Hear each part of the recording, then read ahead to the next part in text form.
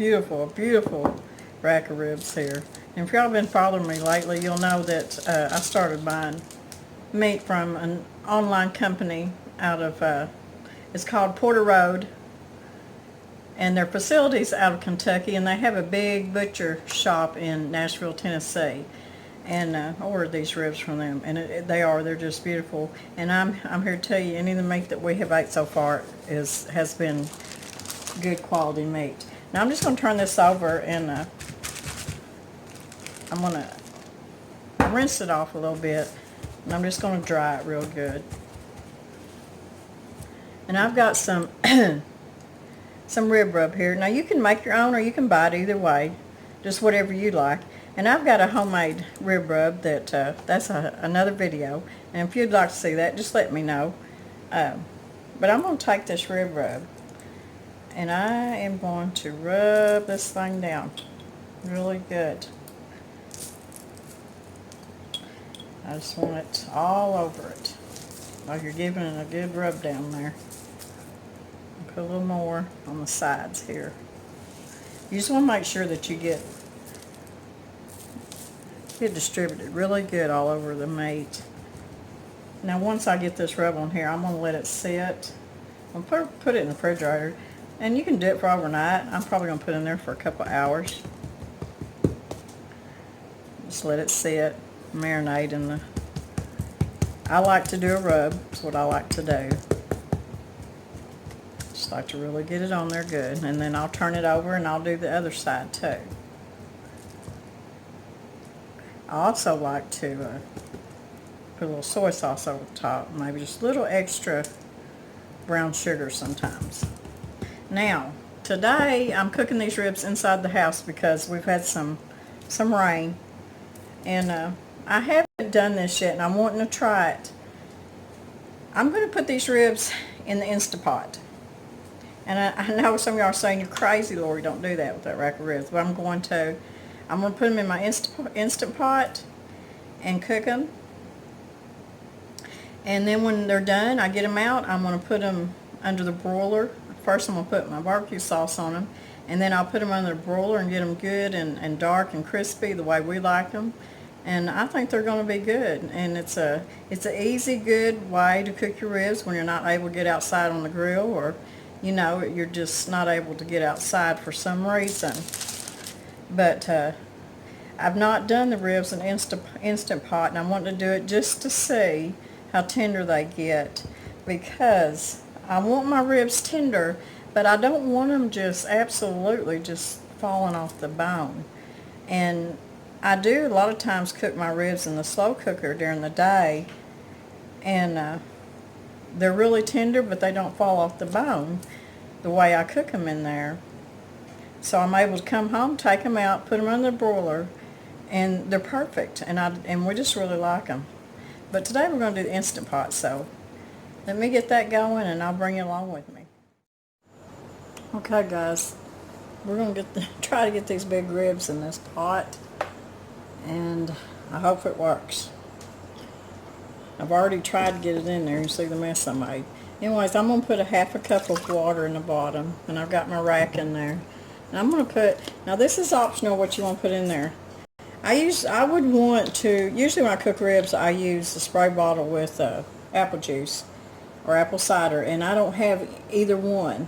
So, and I don't even have any apple cider vinegar. I'm out of that too. I've got to get both. But I do have soy sauce. And I'm going to put about half a cup of soy sauce too in the bottom, just like that. Now, baby back ribs fit well in here. I know that. But I am going to try to get these in here to where I can cook them. Because baby back ribs, you could stand up and go around like this, and that's the way it shows to cook them. And I just have a feeling that we're going to try. We're going to try this.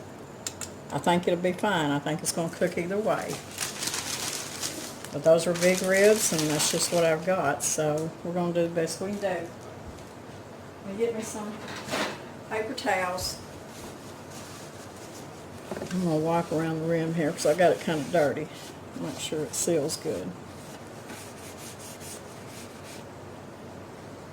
Guess y'all can see that. Well, this will be the first time I've done this. So I'm hoping for the best.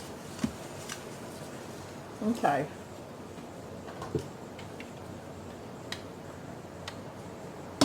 I'll put my, whoops.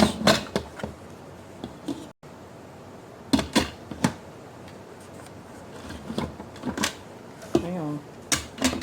I can't even put my lid on. That's how much I've used this thing. I don't even know how to put the lid on. There we go. Okay. Locked in. That's sealing right there. Over here is venting. Right here is sealing. And I'm going to come down here. Whoops, I got to plug it in too. Wow, Lori's really with it today. Y'all still there? Okay. The camera just fell. But I've got to plug my Instapot in. It ain't going to work unless I do. Now, we're going to come down here.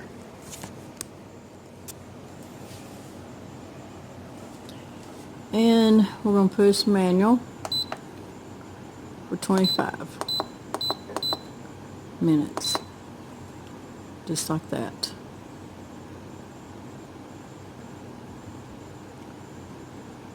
And then it's going to take it, I think, about 10 minutes. You see it's on now. And it's going to pressurize for about 10 minutes, come up to pressure, and then it'll start counting down 25 minutes. So after 25 minutes, it'll be done, and it'll depressurize, and then we'll see what the ribs look like, and then hopefully they look good, and we'll get them in the oven. Sorry about dropping y'all. I knocked the camera over. I don't know. Sometimes I just get into a big of a hurry, but anyways, it'll be good. Okay, I'm going to make a side dish to go with our ribs. And this is a side dish that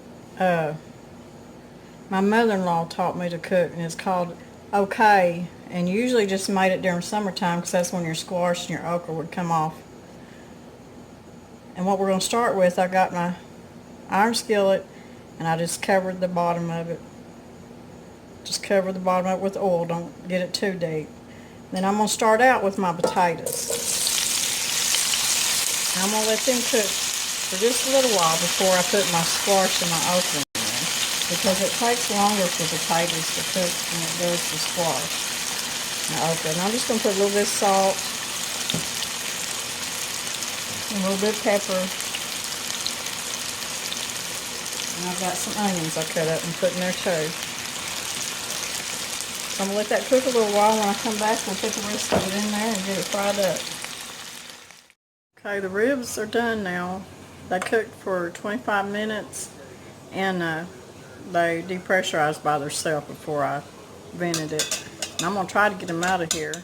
About maybe, they look like they cooked good. I'm going to put them in my iron skillet over here.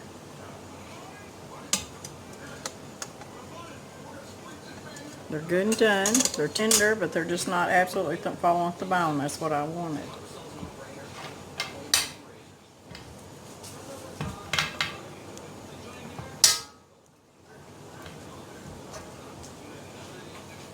So I got them in my skillet over here. And I've got my oven on broil. I'm going to take just a little bit of this juice that was on the bottom. I'm going to pour over the top. Put some on the bottom.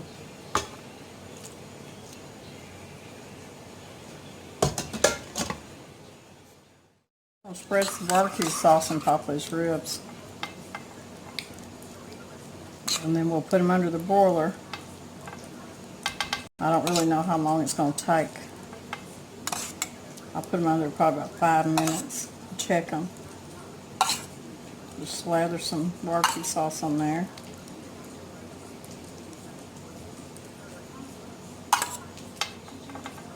I don't like too much barbecue sauce. Some people do. Just put as much as you want. Okay, let's get these under the broiler, then we'll see what they look like when they come out. There's our side dish. It's called Okay, and it's fried potatoes and onions and squash and okra and bell peppers, and I even threw in a few little jalapenos.